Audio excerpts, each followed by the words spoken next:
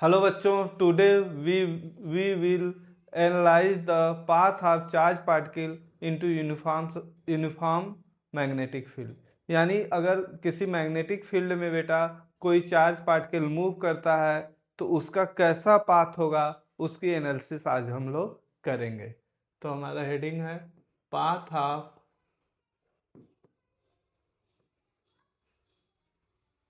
Charge particle into uniform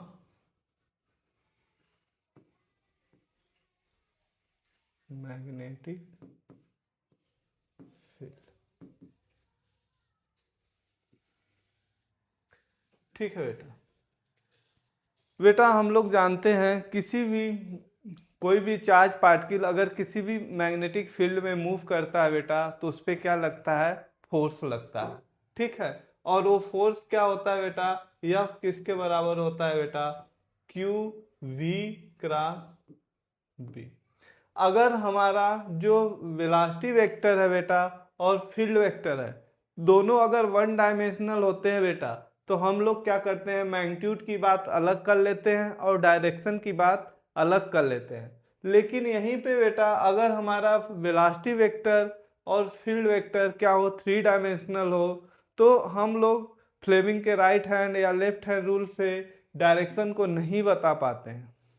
ठीक है, वहां पे हमें क्रॉस प्रोडक्ट करके डायरेक्शन और मैग्नीट्यूड की बात एक ही साथ करनी पड़ती है।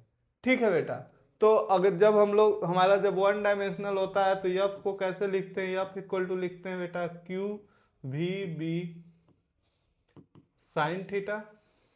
ठीक है, अब बात होती है कि कैसे डायरेक्शन को फाइंड करते हैं। तो हम लोग बेटा डायरेक्शन को फाइंड करेंगे अपने वेक्टर प्रोडक्ट के रूल से। अगर मान लो ये हमारा पहला वेक्टर है, ये हमारा दूसरा वेक्टर है और इसको क्या मान लेते हैं, तीसरा वेक्टर। तो यहाँ पे देखेंगे बेटा कि हम अपने फर्स्ट वेक्टर के डायरेक्शन में अपने राइट हैंड का फिंगर करते हैं और सेकेंड वेक्टर के डायरेक्शन में क्या करते हैं, अपना पाम करते हैं। तो जो थंब होता है बेटा वो हमेशा किसको बताता है बेटा, थर्ड वेक्टर को बताता है। अगर मान लो यहाँ पे हम लोग क्या ले लेते हैं, नॉर्थ, और इस डायरेक्शन को ले लेते हैं ईस्ट, तो नेचुरली ये क्या हो जाएगा, साउथ, और ये वेस्ट। और इस बोर्ड के अंतर की तरफ जो डायरेक्शन होगा बेटा उसको बोलेंगे हम लोग वर्टिकल डाउनवर्ड, और बोर्ड के बाहर जो डायरेक्शन होगा बेटा उसको क्या बोलेंगे बेटा, वर्टिकल अपवर्ड। तो अब मान लो फर्स्ट वेक्टर की जगह पे हमारा क्या है, v है, सेकेंड वेक्टर की जगह पे हमारा क्या है, b है, और थर्ड वेक्टर की जगह पे हमारा क्या है। अगर मान लो फर्स्ट वेक्टर का डायरेक्शन हम लोग ईस्ट ले लिए, फर्स्ट वेक्टर का डायरेक्शन ईस्ट ले लिए, सेकेंड वेक्टर को नॉर्थ में कर लिए, फर्स्ट वेक्टर का डायरेक्शन ईस्ट, सेकेंड वेक्टर का डायरेक्शन नॉर्थ। तो ये जो हमारा थंब है बेटा ये हमेशा किस वेक्टर को बताएगा बेटा, ये हमेशा फोर्स का डायरेक्शन देगा। तो ये फोर्स किस डायरेक्शन में हो गया बेटा, वर्टिकली अप। अब यहाँ पे देख लो बेटा अगर हम लोग फर्स्ट वेक्टर को नॉर्थ में ले ले, फर्स्ट वेक्टर को नॉर्थ में ले ले और सेकेंड वेक्टर को किस में ले बेटा, ईस्ट में ले। फर्स्ट वेक्टर को नॉर्थ में ले लिए, सेकेंड वेक्टर को किस में ले लिए बेटा, ईस्ट में ले लिए।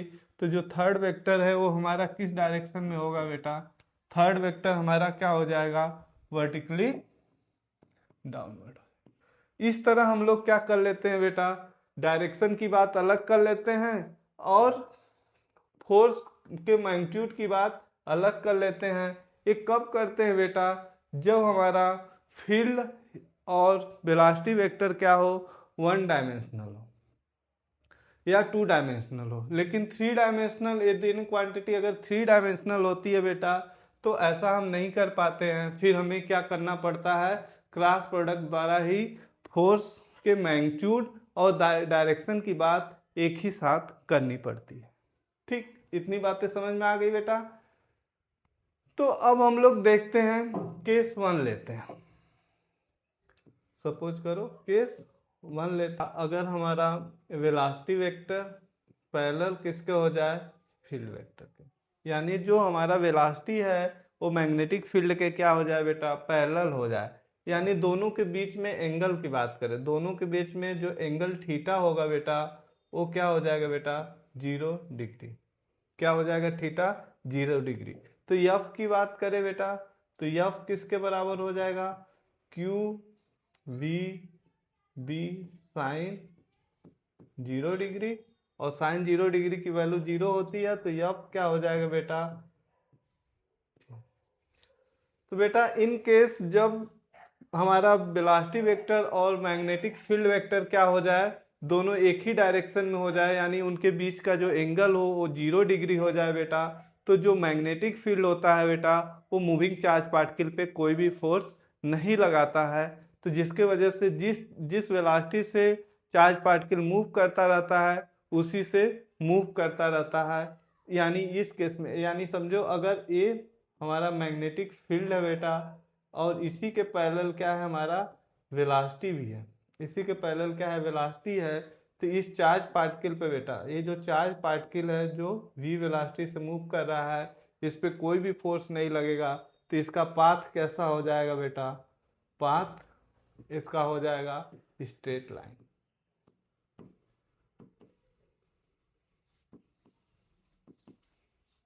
ठीक, पाथ कैसा हो जाएगा बेटा स्ट्रेट लाइन।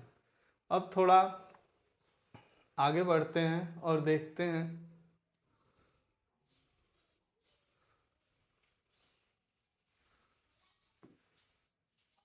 अब यहाँ पे बेटा केस 2 की बात करें।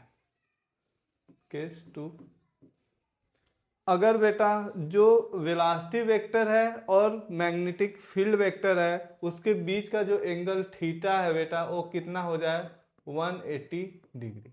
अगर दोनों के बीच 180 अंश का कोण बनाए तो यहाँ पे देखेंगे जो यफ होगा बेटा वो किसके बराबर होगा, यफ होगा Q V B sine 180 degree, और साइन 180 डिग्री की वैल्यू क्या होती है बेटा 0, ये क्या होता है 0 होगा, तो यहाँ पे एफ किसके बराबर हो गया बेटा 0। इस केस में भी अगर बेटा हमारा मैग्नेटिक फील्ड का डायरेक्शन ये है, ठीक, और हमारा जो फील्ड वेक्टर है बेटा v उसका डायरेक्शन नीचे की तरफ उसके अपोजिट है, जस्ट अपोजिट, यानी दोनों के बीच का जो एंगल है बेटा वो कितना है 180 डिग्री है। तो ये जो मैग्नेटिक फील्ड है जो चार्ज पार्टिकल का मोशन है बेटा उसको डिस्टर्ब नहीं करेगा, तो यहाँ पे भी जो पाथ होगा बेटा चार्ज पार्टिकल का जो पाथ होगा वो क्या हो जाएगा बेटा स्ट्रेट लाइन।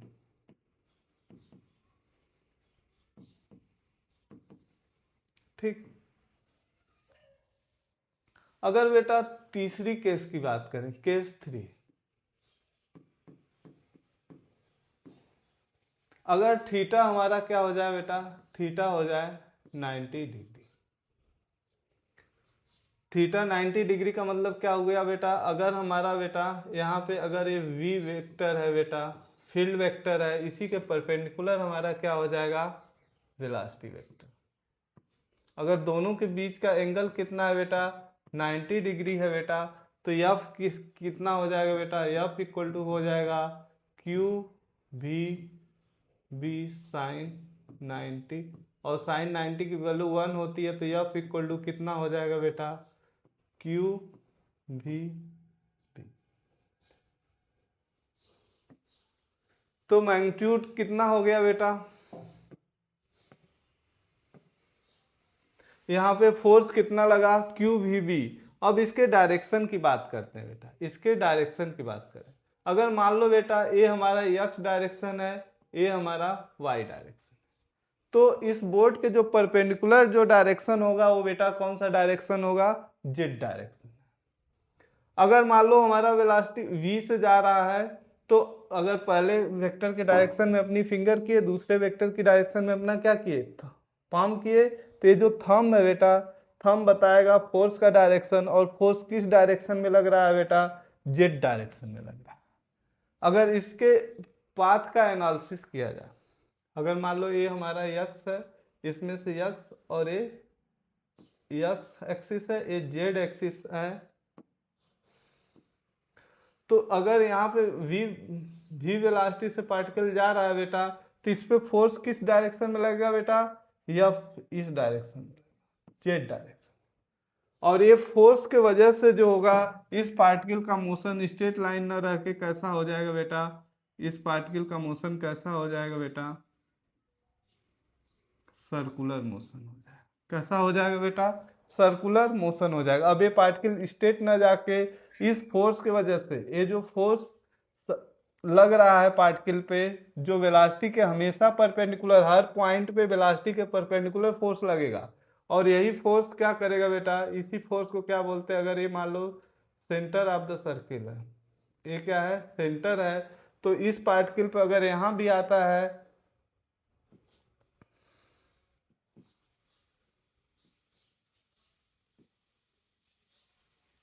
ये पार्टिकल सपोज करो अगर यहां भी मूव करके आता है, तो इस पे जो फोर्स लगेगा बेटा, ये हमेशा क्या होगा, परपेंडिकुलर होगा। दिख नहीं रहा है इसको थोड़ा,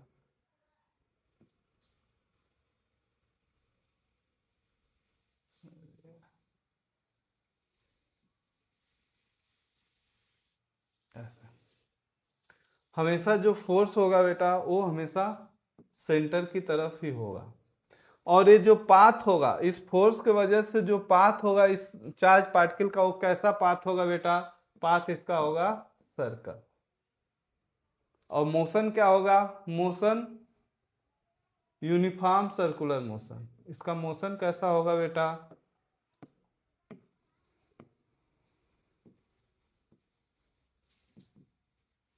मोशन इज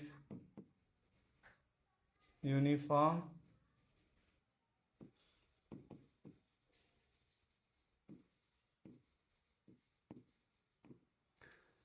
ये फोर्स की वजह से, यहाँ देखो अगर फोर्स एफ लग रहा है, तो ये फोर्स हमेशा वेलोसिटी के परपेंडिकुलर है, जिसकी वजह से पाथ कैसा हो गया बेटा, सर्कुलर हो गया। और मोशन ऑफ चार्ज पार्टिकल क्या होगा बेटा, यूनिफॉर्म सर्कुलर मोशन होगा।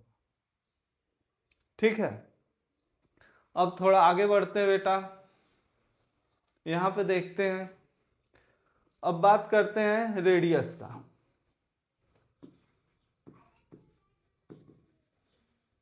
Radius of the circular path क्या होगा। अब चूंकि जो ये मैग्नेटिक फोर्स क्यू भी लग रहा है बेटा, वही क्या है बेटा, इस चार्ज पार्टिकल को सर्कुलर मोशन करने के लिए बाध्य कर रहा है, यानी यही इसको क्या दे रहा है, सेंट्रीपिटल फोर्स देगा। जब कोई भी चार्ज पार्टिकल, कोई भी चार्ज मान लो, अगर अगर इस charge particle Q charge particle था बेटा, और इसका मास m था, तो इस पे जो फोर्स लगा है वही सेंट्रीपिटल फोर्स दे रहा है, यानी जो F है बेटा, F किसके बराबर है, क्यू वी बी, एक किसके बराबर हो जाएगा बेटा, M B square by R, जहाँ आर क्या बेटा, रेडियस ऑफ द सर्कल। ठीक, तो यहाँ से आर की वैल्यू निकालोगे तो v से v कट जाएगा, आर इक्वल टू क्या हो जाएगा बेटा, M B upon Q B. ठीक, ये radius of the circular path हो गया। ठीक है बेटा, अब यहाँ पे आर को अगर लिखना चाहे, यहाँ पे देखो काइनेटिक एनर्जी का फार्मूला क्या होता है बेटा, हाफ एम वी स्क्वायर। अगर यहाँ से v की वैल्यू निकाल के यहाँ रखोगे तो r किसके बराबर हो जाएगा बेटा, 2 काइनेटिक एनर्जी इंटू मास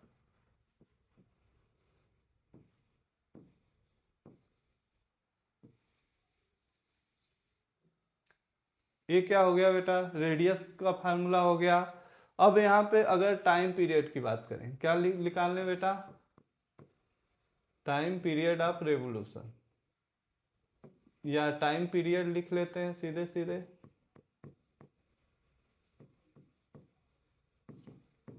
इसको कैपिटल टी से डिनोट करेंगे। कैपिटल टी इक्वल टू क्या होता है बेटा, अगर v वेलोसिटी से, इसका स्पीड तो चेंज हो ही नहीं रहा पार्टिकल का, जब स्पीड चेंज नहीं हो रहा है बेटा, तो टाइम कितना लगेगा एक रिवोल्यूशन में, 2 pi r divide by v। यहाँ पे 2 पाई r की वैल्यू, r कितना है बेटा, M V upon Q B, यहाँ से v से v काट देंगे तो t इक्वल टू क्या हो जाएगा बेटा, 2 पाई m अपॉन QV। ठीक, अगर फ्रीक्वेंसी की बात करें या इसको न्यू से बोले, फ्रीक्वेंसी ऑफ रिवोल्यूशन क्या होगा, 1/T। ये किसके बराबर हो गया बेटा, QV/2π/। ये फ्रीक्वेंसी हो गया रिवोल्यूशन का। ठीक है बेटा, तो यहाँ पे एक चीज देख रहे हैं बेटा, यहाँ पे एक चीज देख रहे हैं कि ये जो चार्ज पार्टिकल है, ये जो चार्ज पार्टिकल जो यहाँ पे रिवोल्यूशन कर रहा है बेटा, उसका जो टाइम पीरियड है, टाइम पीरियड क्या कर रहा है, time period is independent of velocity. जो टाइम पीरियड है बेटा, time period of revolution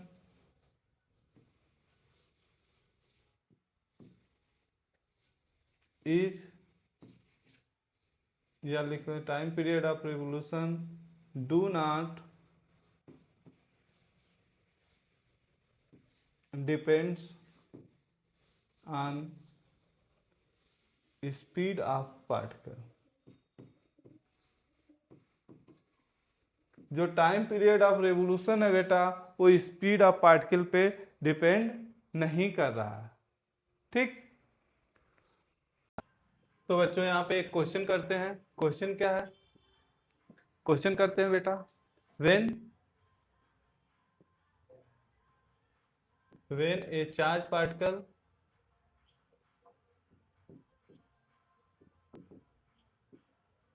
moves perpendicular to uniform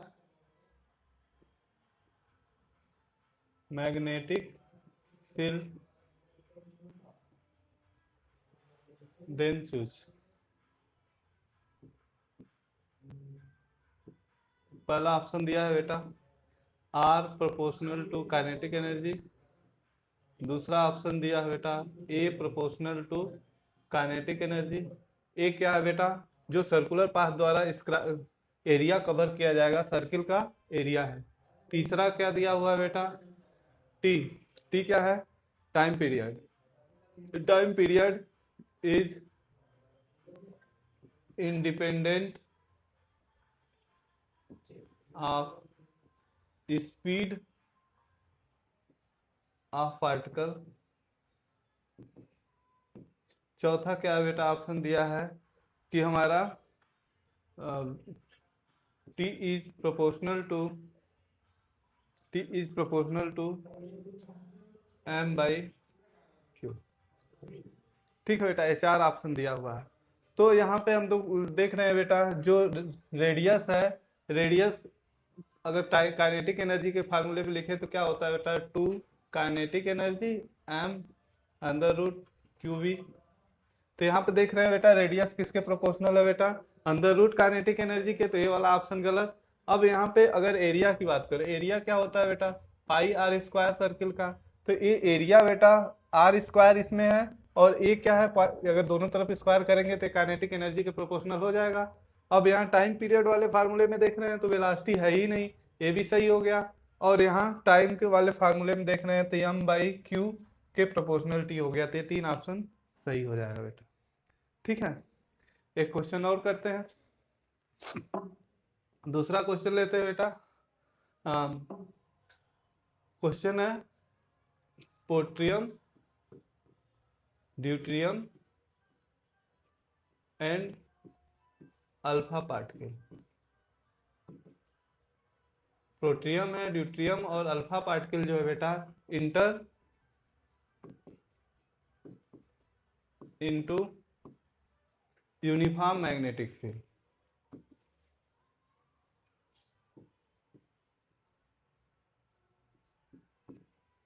magnetic field with velocity perpendicular to field with same kinetic energy। Find the ratio of their radius and also find the ratio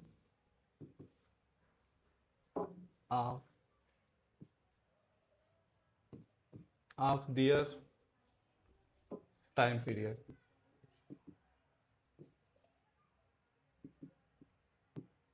एक question है बेटा, कह रहा है कि 3 particle है, protium, deuterium और alpha particle, तीनों क्या किए जा रहे हैं, यूनिफॉर्म मैग्नेटिक फील्ड में इंटर कर रहे हैं।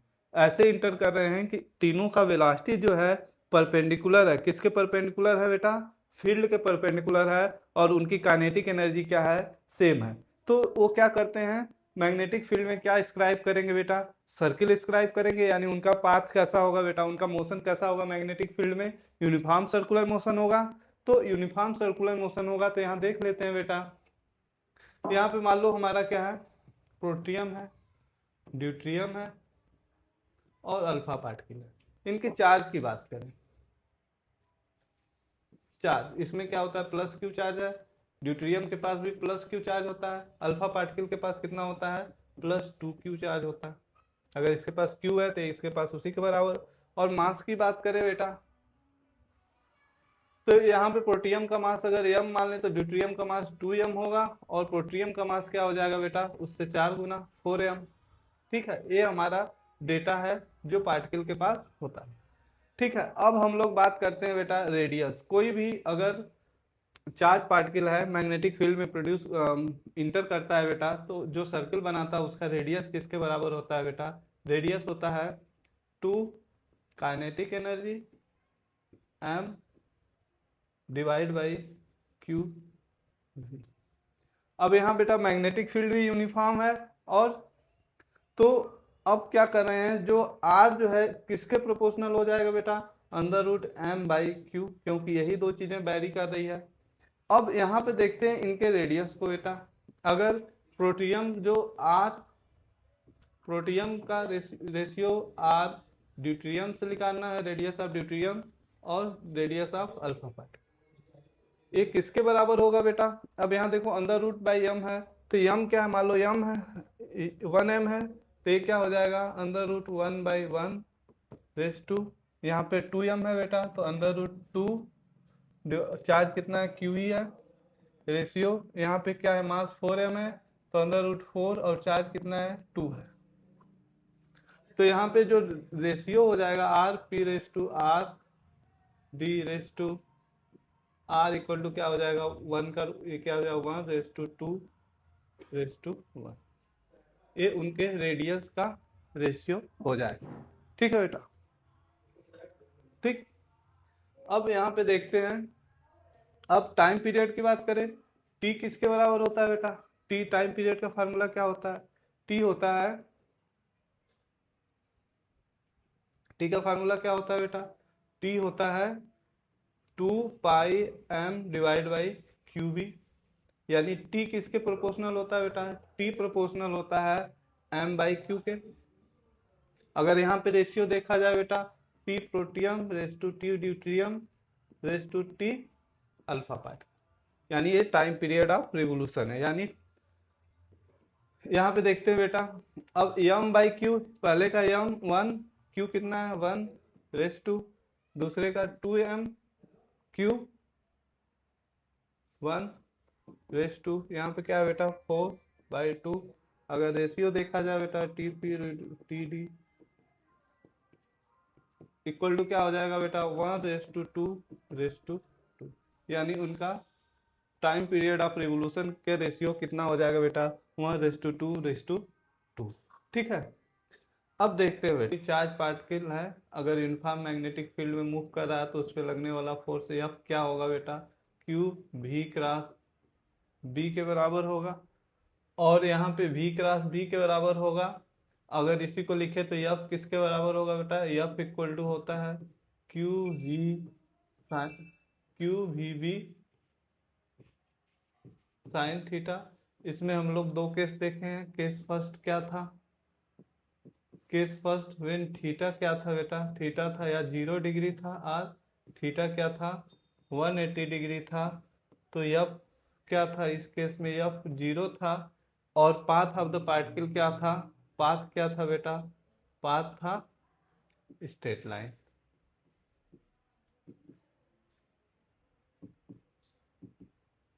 ठीक। दूसरा केस देखे थे बेटा, दूसरा केस देखे थे जब थीटा कितना था बेटा? 90 डिग्री था, और यफ यफ की वैल्यू कितनी थी? यफ क्या था? क्यू वी बी साइन 90 क्या होगा? 0, यानी यफ किसके बराबर था बेटा? क्यू भी बी के बराबर था। और चूंकि ये जो तीनों ये फोर्स था परपेंडिकुलर था, वेलोसिटी वेक्टर के परपेंडिकुलर था, तो हमारा पाथ क्या था पार्टिकल का? क्या था बेटा? सर्कल था। ये दो केस देख चुके थे बेटा। अब हम लोग तीसरे केस के बारे में बात करेंगे। किस केस के बारे में बात करेंगे बेटा? तीसरा केस। तीसरा केस क्या है? जब थीटा क्या हो बेटा? केस 3 की बात करें तो अब यहाँ पे क्या था? Theta not equal to 0 degree है, नॉट इक्वल टू 180 डिग्री, और नॉट इक्वल टू 90 डिग्री। यानी इन किसी भी केस में से थीटा हमारा वैल्यू मैच नहीं कर रहा। तो इस केस में बेटा, इस केस में हम लोग देखेंगे कि पाथ कैसा होगा किसी भी चार्ज पार्टिकल का। तो यहाँ पे मान लो ये हमारा क्या है? वाई एक्सिस है, और ये क्या है? इसके परपेंडिकुलर एक्स एक्सिस है। और मान लो वाई एक्सिस के डायरेक्शन में क्या है बेटा? हमारा मैग्नेटिक फील्ड है। और एक यहाँ पे क्यू मास ऑफ पार्टिकल यम है, और चार्ज क्या है? Q plus Q charge particle है। यहाँ टी इक्वल टू 0 पे, टी इक्वल टू 0 पे ओरिजिन से थीटा डिग्री पे, किसी एंगल थीटा पे वी वेलोसिटी से चार्ज पार्टिकल इंटर कर रहा है। अब यहाँ पे देखते हैं बेटा, अब इस वी वेलोसिटी को क्या करते हैं? Along the magnetic field, magnetic field के डायरेक्शन में और उसके परपेंडिकुलर डायरेक्शन में क्या कर लेंगे? रिजॉल्व कर देंगे। तो ये वाला डायरेक्शन में जो वेलोसिटी होगा चार्ज पार्टिकल का क्या होगा? v साइन थीटा होगा बेटा। और यहाँ पे क्या होगा? ए वाला v कास थीटा होगा बेटा। अब इस चीज को देखते हैं बेटा। अब ए वाले चीज को अगर भूल जाएं, अगर कुछ टाइम के लिए हम लोग इसके मैग्नेटिक फील्ड के डायरेक्शन में जो कंपोनेंट है बेटा वेलोसिटी का, उसको भूल जाते हैं, हम सिर्फ इसी को याद रखते हैं। तो यहाँ पे क्या, मैग्नेटिक फील्ड के परपेंडिकुलर डायरेक्शन में हमारा क्या है? चार्ज पार्टिकल का वेलोसिटी कितना है बेटा? v साइन थीटा है। ठीक। तो v साइन थीटा है बेटा। तो यहाँ पे अगर v साइन थीटा है तो थोड़ा सा रिजॉल्व करते हैं। अब ए वाई एक्सिस है, ए एक्स एक्सिस है, इसके परपेंडिकुलर जो डायरेक्शन होगा बेटा वो जेड एक्सिस होगा। ये फोर्स लगेगा, तो फोर्स एफ इक्वल टू क्या होता है? Q V cross B. यानी अगर हम लोग थोड़ा सा पार्टिकल पे फोर्स का डायरेक्शन देख लेते हैं बेटा। अगर फर्स्ट वेक्टर यानी वेलोसिटी के वेक्टर जो यहाँ पहले इस कंपोनेंट को भूल गए हैं, इसको बस सिर्फ कंसिडर में लिए वी साइन थीटा को, इस वेलोसिटी के डायरेक्शन में अपने राइट हैंड का थंब फिंगर रखे, और जो फील्ड का डायरेक्शन पाम बताएगा, फील्ड का डायरेक्शन कौन किस डायरेक्शन में रखे बेटा? पाम के का डायरेक्शन, तो ये थंब देगा फोर्स। तो फोर्स किस डायरेक्शन में आया बेटा? परपेंडिकुलर, परपेंडिकुलर या फिर कह सकते हैं जेड डायरेक्शन में, अपवर्ड। यही क्या है? हमारा जेड डायरेक्शन है, इसमें हमारा फोर्स आया। तो ये जो फोर्स है यही हमारा क्या, जो अब वेलोसिटी वेक्टर के परपेंडिकुलर हमारा वेलोसिटी फील्ड वेक्टर के परपेंडिकुलर हमारा वेलोसिटी वेक्टर है। तो ये जो हम फोर्स दिया वो जेड डायरेक्शन में दिया। तो वही जो जेड डायरेक्शन में फोर्स आया उसके वजह से क्या करेगा? पार्टिकल सर्कुलर मोशन में जाएगा। किस प्लेन में बेटा? इस एक्स जेड प्लेन में। तो यहाँ पे थोड़ा सा देख लेते हैं। यहाँ पे मान लो अगर ये हमारा एक्स एक्सिस है, ये हमारा क्या है?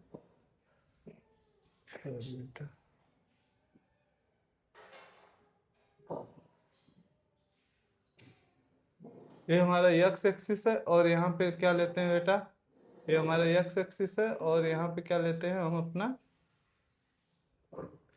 Z axis. ठीक है बेटा, तो हमारा जो पाथ कैसा होगा बेटा, पार्टिकल का क्या होगा, ऐसे सर्कुलर पाथ होगा। कैसा पाथ होगा बेटा, सर्कुलर पाथ होगा। और ये हमारा क्या है, जेड एक्सिस है। यहीं पे जो फोर्स, पार्टिकल पे जो फोर्स लगेगा बेटा,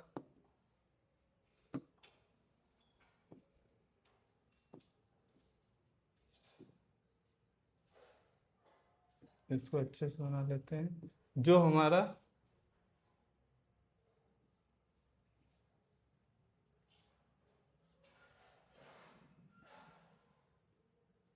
ये हमारा जेड एक्सिस है। और यहाँ पे क्या किया, सर्किल, हमारा सर्किल किस प्लेन में यक्स बेटा, यक्स जेड प्लेन में है। और यहाँ पे ये वेलोसिटी कितनी है बेटा, v साइन थीटा है। अगर मान लो हमारा पार्टिकल यहाँ पे भी जाता है तो हमेशा क्या सेम रहेगा बेटा, हमेशा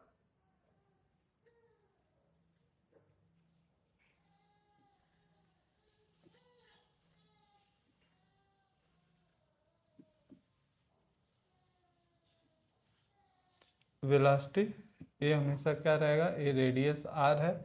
और ये क्या होगा, वेलोसिटी कभी भी स्पीड चेंज नहीं होगा पार्टिकल का, इसलिए कुछ समय बाद भी ये इसी एक्स जेड प्लेन में सर्कुलर मूव करेगा। अब यहाँ पे बात कर ले बेटा रेडियस का, इस सर्किल का रेडियस कितना हो जाएगा, रेडियस होगा बेटा, रेडियस कितना होगा, रेडियस होता है एम भी। रेडियस अगर जनरल बात करें सर्कुलर पाथ के लिए तो एम भी क्या होता है, क्यू वी के बराबर होता है। ठीक है, यहाँ पे भी क्या है, साइन थीटा है, तो यहाँ पे रेडियस क्या हो जाएगा हमारा, एम भी साइन थीटा। ये क्या हो जाएगा बेटा, हमारा रेडियस ऑफ द पाथ हो जाएगा जो एक्स जेड में, एक्स जेड प्लेन में है। और टाइम पीरियड की बात करो, टी, टी किसके बराबर होता है बेटा, टी होता है 2 पाई आर डिवाइड बाई वी। यहाँ पे क्या हो जाएगा 2 पाई, वी कितना है बेटा, वी साइन थीटा। और यहाँ पे आर कितना है बेटा, एम भी साइन थीटा, एम भी साइन थीटा।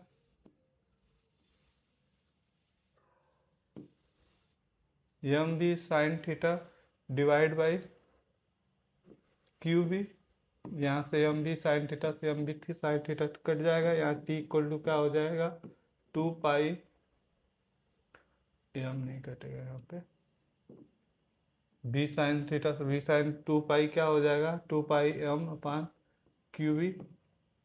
यहाँ पे पता चल गया कि जो टाइम पीरियड होता है या टाइम ऑफ रिवोल्यूशन होता है बेटा, इंडिपेंडेंट होता है किससे, स्पीड ऑफ द पार्टिकल से। तो यहाँ पे टाइम पीरियड अगर हमें ओमेगा निकालना होगा तो बेटा ओमेगा क्या होता है 2 पाई/टी, और 2 पाई/टी, तो यहाँ पे 2 पाई डिवाइड बाई क्या हो जाएगा 2 पाई एम क्यू बी। यहाँ से 2 पाई से कट जाएगा, तो ओमेगा क्या हो जाएगा बेटा क्यू बी अपान एम। जो एंगुलर वेलोसिटी होगा चार्ज पार्टिकल का, जो एंगुलर वेलोसिटी क्या किसके बराबर हो जाएगा बेटा, क्यू बी बाई एम।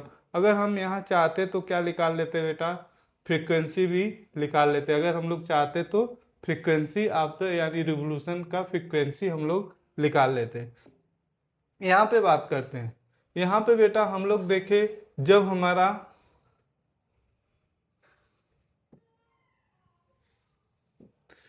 हमारा इस कंपोनेंट को हम कंसिडर नहीं किए थे बी कास थीटा यानी वेला, तो यहाँ पे देखो जो वर्टिकल कंपोनेंट है बेटा वाई एक्सिस में जो वेलोसिटी का कंपोनेंट है बेटा वो हमेशा क्या फील्ड, मैग्नेटिक फील्ड के पैरेलल है, यानी इस वेलोसिटी को मैग्नेटिक फील्ड डिस्टर्ब नहीं करेगा। क्यों नहीं करेगा बेटा? Because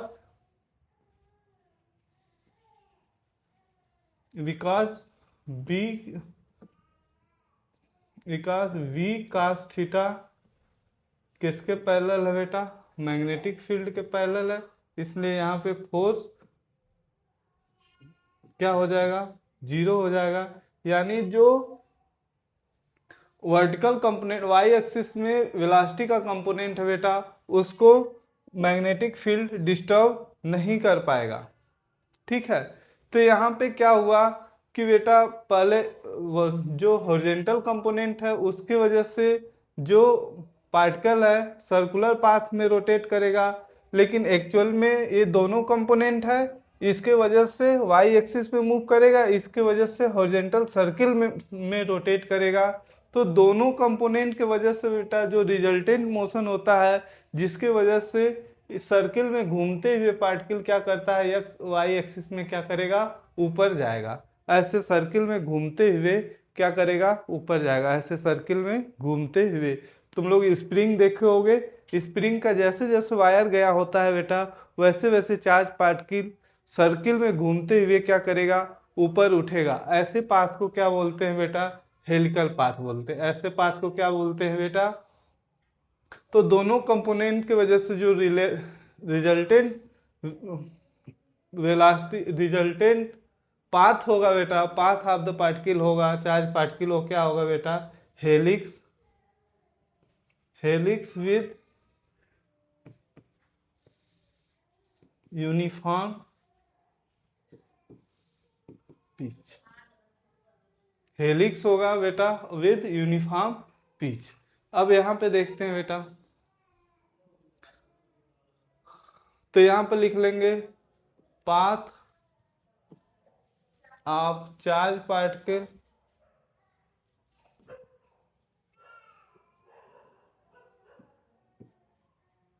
will be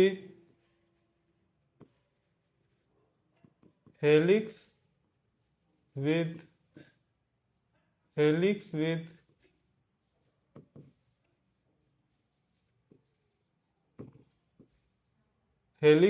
uniform pitch.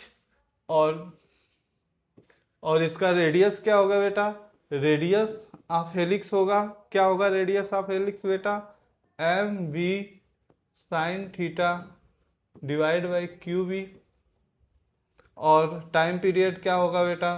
2 pi M Q B. अब डिफिनीशन ऑफ पिच देखते हैं बेटा, क्या होता है डिफिनीशन ऑफ पिच? तो pitch of helix define as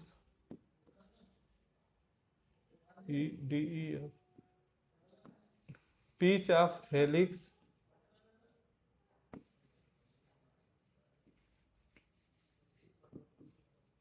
defined as axial movement in one revolution। Pitch क्या होता है बेटा? एक्सियल मूवमेंट होता है एक रेवोल्यूशन में, यानी एक सर्किल कंप्लीट करने में जितना पार्टिकल वाई एक्सिस में ऊपर उठेगा वही क्या कहलाएगा बेटा? पिच ऑफ हेलिक्स कहलाएगा। यानी पिच ऑफ हेलिक्स क्या हो जाएगा? सो सच पिच ऑफ हेलिक्स क्या हो जाएगा बेटा? हेलिक्स का पिच क्या हो जाएगा बेटा? वाई एक्सिस में किस स्पीड से ऊपर उठ रहा था बेटा? वाई एक्सिस में वी कास थीटा से ऊपर जा रहा था। तो यानी एक रिवोल्यूशन में कितना ऊपर जाएगा बेटा? वही पिच होगा। तो यानी V cos theta into T, ये क्या हो जाएगा? पिच ऑफ द हेलिक्स हो जाएगा। ठीक है बेटा, अब यहाँ पे थोड़ी सी और बात करते हैं, एक क्वेश्चन की तरह देखते हैं। फाइंड, क्वेश्चन लेते हैं, find the speed of particle, speed of particle after t second, find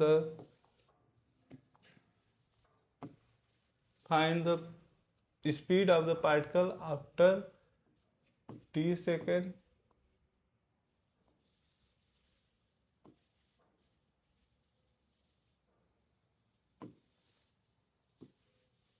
also find velocity vector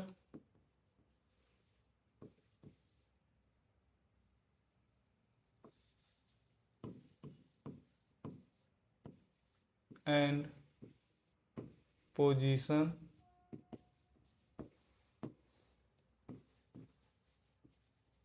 vector of particle after t second.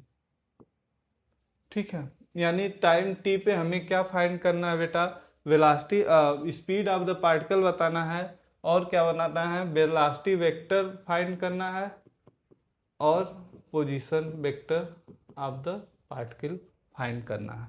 तो यहाँ पे हम लोग क्या देख रहे हैं बेटा, किसी भी मैग्नेटिक फील्ड में कोई चार्ज पार्टिकल अगर मूव करता है बेटा, तो जो स्पीड होता है, स्पीड ऑफ द पार्टिकल हमेशा क्या रहेगा, कांस्टेंट रहेगा। यानी जो पहले स्पीड था वही अब भी स्पीड रहेगा, स्पीड डू नॉट चेंज।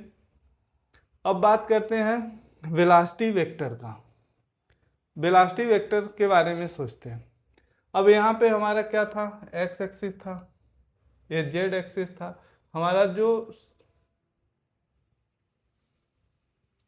हमारा पार्टिकल सर्किल में मूव कर रहा था बेटा।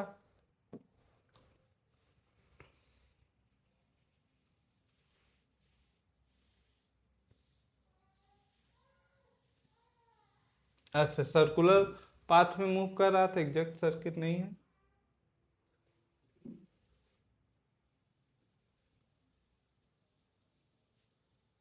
ये हमारा क्या था, एक्स एक्सिस था, ये हमारा क्या था, जेड एक्सिस था। और पार्टिकल ऐसे किस वेलोसिटी से मूव कर रहा था बेटा, v नॉट या v साइन थीटा। तो यहाँ पे बेटा अगर ये हमारा फोर्स लग रहा था, यहाँ पे अगर ये सेंटर है, इस सर्कल का सेंटर ये है, तो अगर मान लो पार्टिकल t सेकेंड बाद यहाँ आ जाता है, अगर t सेकेंड बाद यहाँ आता है बेटा,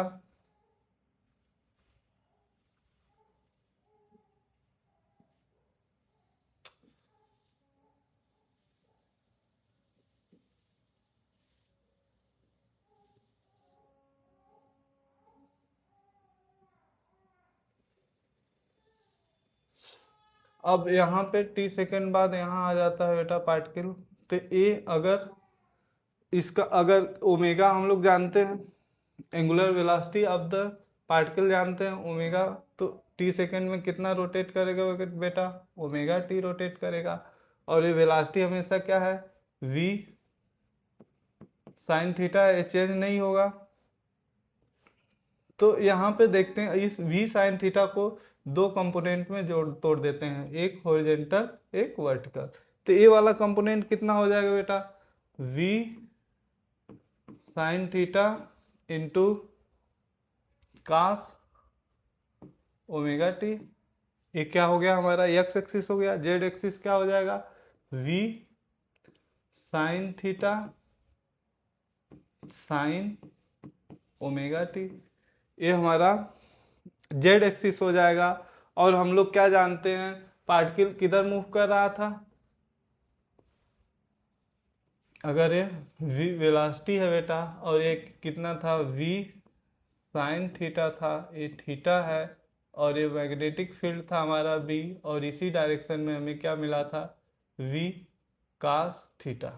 तो अब क्या रहा है, मैग्नेटिक फील्ड के ही डायरेक्शन में वी है तो वी तो चेंज वी कास थीटा, यानी एक्स वाई एक्सिस में जो भी वाई एक्सिस में जो भी स्पीड है, स्पीड का जो वेलोसिटी का जो कंपोनेंट वाई एक्सिस में वो चेंज नहीं होगा, तो हमारा वेलोसिटी वेक्टर क्या हो जाएगा बेटा, वेलोसिटी वेक्टर हो जाएगा, ये एक्सिस वाला ये है तो क्या हो जाएगा v sine theta cos v sine theta cos omega T I cap plus v cos theta J cap plus v sine theta sine omega T K cap. ये हमारा क्या हो जाएगा बेटा, वेलोसिटी वेक्टर हो जाएगा। अब बात कर लेते हैं बेटा पोजीशन का, आर पोजीशन वेक्टर क्या होगा, किसके रिस्पेक्ट में देख रहे हैं, टाइम टी पे पोजीशन वेक्टर। तो अब देखो बेटा एक्स एक्सिस में कितनी दूरी चला है, अगर ये ओमेगा टी है यानी ये भी क्या होगा, ओमेगा टी होगा। अगर ये R radius of the circle है, जो रेडियस वहां पे कैलकुलेट किए हैं, तो अगर यक्स को कैलकुलेट करोगे तो बेटा क्या आ जाएगा,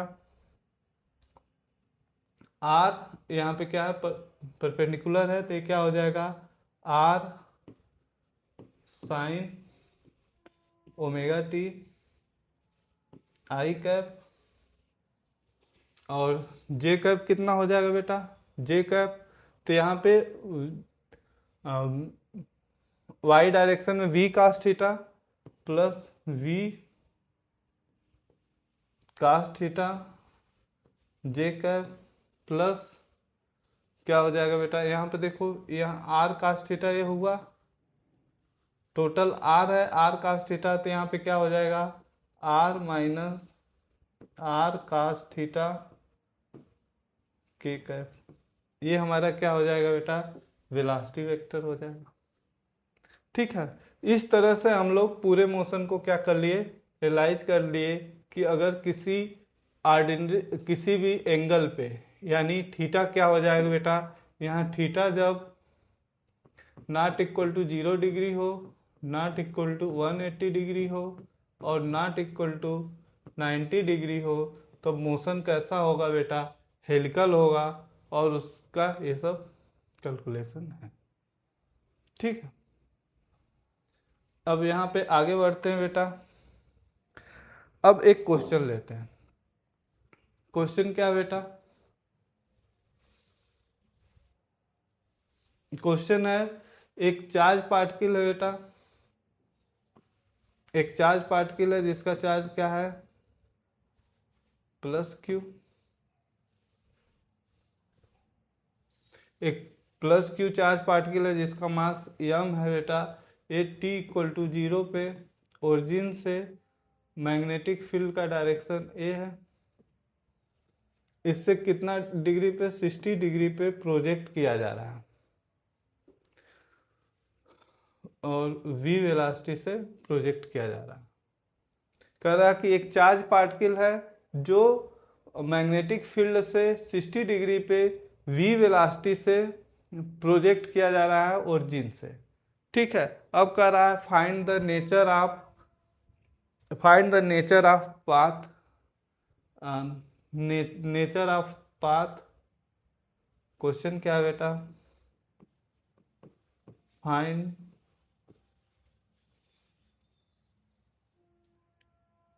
nature of path if it is helix, then find radius of helix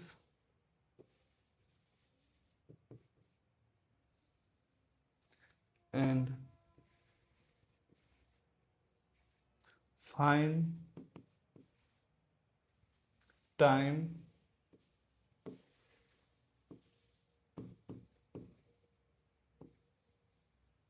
when the particle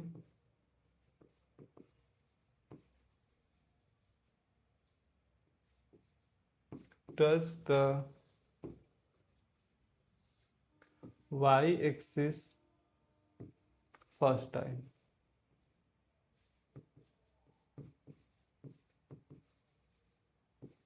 ठीक है, एक क्वेश्चन है, करा एक चार्ज पार्टिकल जहाँ मैग्नेटिक फील्ड वाई एक्सिस पे है, करा उससे 60 डिग्री बनाते हुए क्या किया जा रहा है, प्रोजेक्ट किया जा रहा है। Find the nature of path, हमें बताना है कि नेचर ऑफ पाथ क्या है, और उसके बाद अगर हेलिक्स है तो हमें बताना है radius of helix, and time बताना है कि जब ये हेलिक्स अपना एक रिवोल्यूशन कंप्लीट करके वाई एक्सिस को टच करते हुए गुजरता है तो कब वो पहली बार टच करेगा, यानी हमें क्या कैलकुलेट करना है, एक तरह से टाइम ऑफ रिवोल्यूशन कैलकुलेट करना है। यहाँ पे देखते हैं बेटा, इस क्वेश्चन को सॉल्व करते हैं। यहाँ पे अगर इस कंपोनेंट को तोड़ लेते हैं बेटा, इस कंपोनेंट को यहीं पे बना लेते हैं। ये क्या था, 60 डिग्री है, ये मैग्नेटिक फील्ड V है, ये क्या हो जाएगा V वेलोसिटी गया तो ये क्या हो जाएगा V साइन 60, यानी क्या हो जाएगा V √3/2। यहाँ पर क्या हो जाएगा बेटा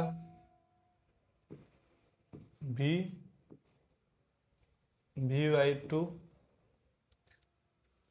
अब हमें बताना है रेडियस ऑफ हेलिक्स। रेडियस क्या होता है बेटा, रेडियस होता है MV/QB। अब यहाँ पे क्या V क्या है बेटा, V क्या है, M mass of the particle, V क्या है V√3/2, और QB वही है। तो यहाँ पे रेडियस क्या हो जाएगा बेटा, रेडियस ऑफ हेलिक्स क्या हो जाएगा √3mv/QB। एक तरह से अगर ये पाथ क्या है बेटा, हेलिक्स है, पहले ही पता चल गया क्योंकि इसके पास दोनों कंपोनेंट है, एक परपेंडिकुलर कंपोनेंट है फील्ड के, एक क्या है एलांग कंपोनेंट भी है फील्ड के, इसलिए पाथ क्या हो जाएगा, पाथ क्या है हेलिक्स है, और उसका रेडियस है। और टाइम पीरियड कैलकुलेट करने के लिए कहा गया है टी क्या होता है बेटा 2πr/v। v क्या है 2πr, तो यहाँ पे t कितना हो जाएगा बेटा 2πr की जगह क्या रखेंगे v कितना है बेटा, पहले v कितना परपेंडिकुलर कितना है v√3/2, और यहाँ पे क्या है r कितना है √3mv/QB।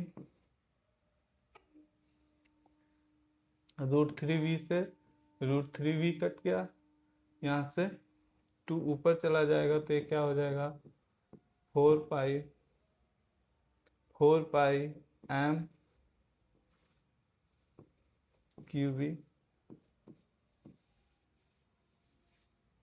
ये क्या हो जाएगा रिवोल्यूशन। अगर पिच कैलकुलेट करना है बेटा, पिच ऑफ द हेलिक्स, यानी वो डिस्टेंस जहाँ पे वाई एक्सिस को पहली बार टच करेगा, तो पिच किसके बराबर होता है बेटा,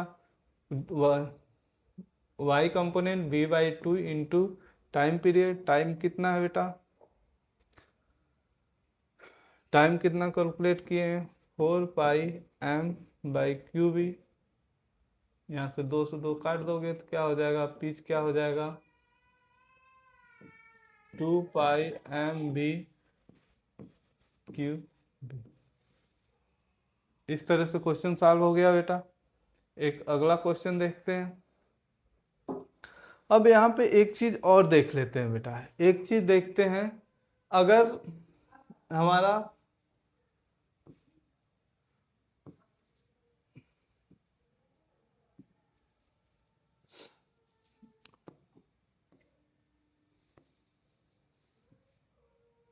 ध्यान से देखना बेटा, अगर ये हमारा क्या था मैग्नेटिक फील्ड का डायरेक्शन था, इससे कुछ एंगल थीटा बनाते हुए हमारा किसका डायरेक्शन है बेटा, वेलोसिटी का डायरेक्शन है। अगर इस मैग्नेटिक फील्ड को बेटा, इस मैग्नेटिक फील्ड को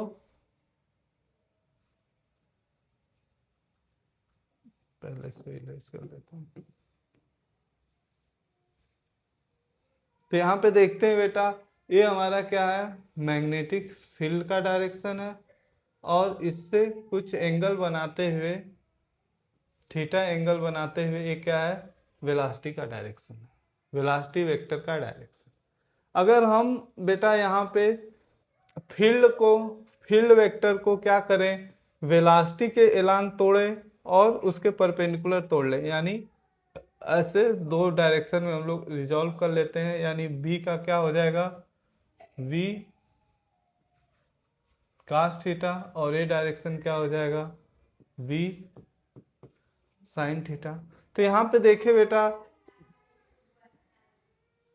वेलोसिटी के डायरेक्शन में एक कंपोनेंट v cos थीटा है, और उसके परपेंडिकुलर मैग्नेटिक फील्ड का, यहाँ पे क्या है, वेलोसिटी के परपेंडिकुलर मैग्नेटिक फील्ड है। तो यहाँ पे पाथ क्या होना चाहिए, पाथ होना चाहिए कैसा बेटा, सर्कुलर होना चाहिए। क्या होगा पाथ, सर्कुलर होगा कि हेलिक्स होगा, इस चीज को तुम लोगों को सोचना है। सोचो क्या होगा पाथ। अगर यहाँ पे देखो बेटा, वेलोसिटी वेक्टर है और इसके परपेंडिकुलर क्या है, मैग्नेटिक वेक्टर है, तो पाथ क्या सर्कुलर होना चाहिए कि हेलिक्स होना चाहिए।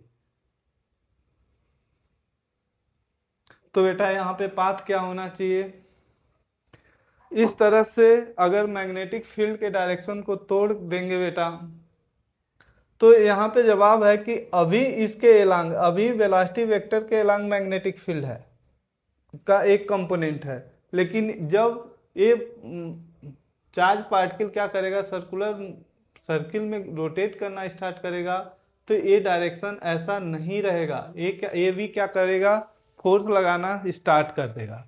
इस तरह बेटा चार्ज पार्टिकल का, चार्ज पार्टिकल के मोशन या पाथ का एनालिसिस करने में बहुत मुश्किल होगी। तो हमेशा हम लोग क्या करेंगे बेटा, इस तरह से हमेशा हम लोग क्या करेंगे कि पहले हम लोग रिजल्टेंट मैग्नेटिक फील्ड का डायरेक्शन फाइंड करेंगे, रिजल्टेंट मैग्नेटिक फील्ड का डायरेक्शन फाइंड करेंगे, फिर उसके बाद क्या करेंगे, फिर रिजल्टेंट वेलोसिटी वेक्टर फाइंड करेंगे, और हमेशा वेलोसिटी वेक्टर को along the magnetic field vector और perpendicular to the field vector क्या करेंगे, रिजॉल्व करेंगे। अगर वेलोसिटी एक ही कंपोनेंट एग्जिस्ट करेगा एलॉन्ग द मैग्नेटिक फील्ड, तो पाथ हमारा क्या होगा, स्ट्रेट लाइन।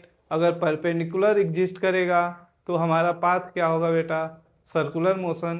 अगर दोनों कंपोनेंट एग्जिस्ट करेगा एलॉन्ग द मैग्नेटिक फील्ड और perpendicular to the magnetic field, तो हमारा पाथ क्या होगा बेटा, हेलिक्स होगा। ठीक है, यहाँ पे एक क्वेश्चन देख लेते हैं बेटा। सपोज करो हमारा मैग्नेटिक फील्ड है कितना बेटा, B nought I cap plus 2 B nought J cap, और हमारा वेलोसिटी वेक्टर क्या है बेटा, हमारा वेलोसिटी वेक्टर है वी नॉट आई कैप। कह रहा है कि एक चार्ज पार्टिकल है जिसपे चार्ज प्लस क्यू है, मास यम है, टी इक्वल टू, एक कह रहा है कि मैग्नेटिक यूनिफॉर्म मैग्नेटिक फील्ड है। मैग्नेटिक फील्ड कैसा है बेटा, यूनिफॉर्म है। ये चार्ज पार्टिकल ऑफ मास यम और charge Q projected in the magnetic field, find the, यहाँ पे क्वेश्चन क्या है बेटा, find the nature of path if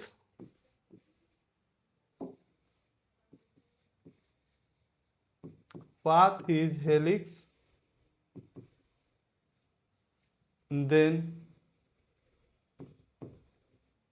find pitch of the helix, pitch and radius of helix, एक question बेटा। तो अभी हम लोग क्या देखें बेटा कि हमेशा क्या करेंगे, मैग्नेटिक फील्ड का रिजल्टेंट निकालेंगे, फिर वेलोसिटी वेक्टर का रिजल्टेंट निकालेंगे, फिर वेलोसिटी वेक्टर को क्या करेंगे, एलॉन्ग द मैग्नेटिक फील्ड और परपेंडिकुलर द मैग्नेटिक फील्ड क्या करेंगे, रिजॉल्व करेंगे। एलॉन्ग द मैग्नेटिक फील्ड और perpendicular to the magnetic field क्या करेंगे, रिजॉल्व करेंगे। फिर इसके बाद नेचर फाइंड करेंगे। तो मैग्नेटिक फील्ड का यहाँ पे देख लेते हैं, यहाँ पे क्या है, आई में वी नॉट है, जे में कितना है बेटा, 2v नॉट। अगर इसका रिजल्टेंट देखेंगे बेटा तो 2 दूनी √5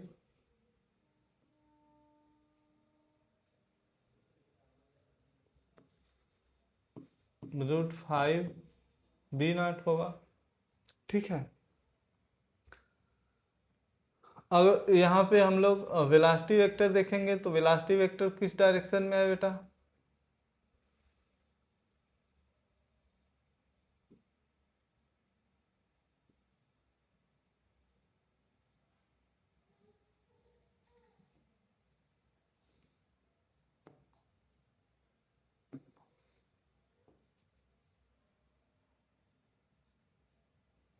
वेलोसिटी वेक्टर भी हमारा इस डायरेक्शन में है, कितना है बेटा, v नॉट है। ठीक है। तो अब इसको क्या करेंगे, वेलोसिटी वेक्टर को तो अपने दो कंपोनेंट में तोड़ेंगे, एक एलॉन्ग द फील्ड, दूसरा परपेंडिकुलर टू द फील्ड। तो एलॉन्ग द फील्ड कितना होगा बेटा, वेलोसिटी v है, अगर यहाँ पे थीटा ले लेंगे तो क्या हो जाएगा, field v not cos theta, ये क्या हो जाएगा बेटा, v नॉट cos थीटा, और v नॉट cos थीटा की वैल्यू कितनी हो जाएगी बेटा, cos थीटा कैसे लिखोगे, बेस अपॉन हाइपोटेनस, बेस क्या है v nought divide by √5, V nought से वी नॉट काट देंगे तो यहाँ क्या हो जाएगा, v नॉट √5। परपेंडिकुलर कंपोनेंट देखेंगे बेटा तो यहाँ क्या हो जाएगा, v नॉट साइन थीटा, यहाँ पे v नॉट हो गया, साइन थीटा क्या हो जाएगा बेटा, 2v not divide by 5 √5 v not, v से v नॉट कट जाएगा, यानी ये क्या हो जाएगा, 2v नॉट डिवाइड बाई √5। अगर यहाँ पे बेटा रेडियस कैलकुलेट करना है, रेडियस, अगर रेडियस वेक्टर कैसे फाइंड करेंगे, रेडियस कैसे निकालेंगे, रेडियस क्या होता है, अगर कोई सर्कुलर पाथ होता है तो क्या होता है, mv/qv। यहाँ पे परपेंडिकुलर वाला कंपोनेंट लेंगे रेडियस कैलकुलेट करने के लिए, परपेंडिकुलर, तो यहाँ क्या हो जाएगा, v नॉट, v क्या है बेटा, 2v not √5, 2v not √5 qv, यानी रेडियस r क्या हो गया बेटा,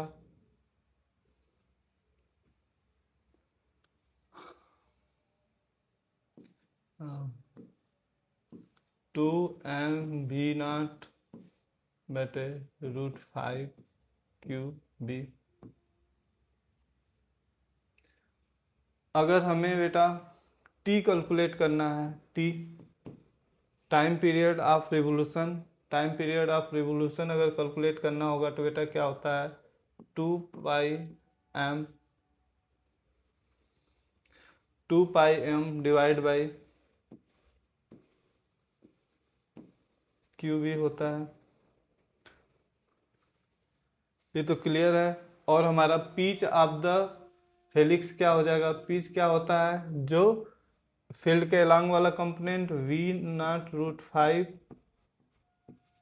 मल्टीप्लाई बाई क्या हो जाएगा, 2πm qb, ये क्या हो जाएगा, पिच ऑफ द हेलिक्स हो जाएगा। इस तरह बेटा जब हमारा मैग्नेटिक रिजल्टेंट मैग्नेटिक फील्ड ना दिया हो, मैग्नेटिक फील्ड के दो दो कंपोनेंट या दिया हो, तो हम पहले क्या निकालेंगे, रिजल्टेंट मैग्नेटिक फील्ड निकालेंगे, फिर रिलेटेड फिर रिजल्टेड वेलोसिटी वेक्टर निकालेंगे। फिर क्या करेंगे, हमेशा जो वेलोसिटी वेक्टर है उसको क्या करेंगे, along the resultant field vector और perpendicular to the resultant field vector क्या करेंगे, रिजॉल्व करेंगे। उसके बाद अपना कैलकुलेशन करेंगे। तो थैंक यू बेटा, आज के लेक्चर में सिर्फ इतना ही। कल कुछ अलग कंसेप्ट सीखेंगे।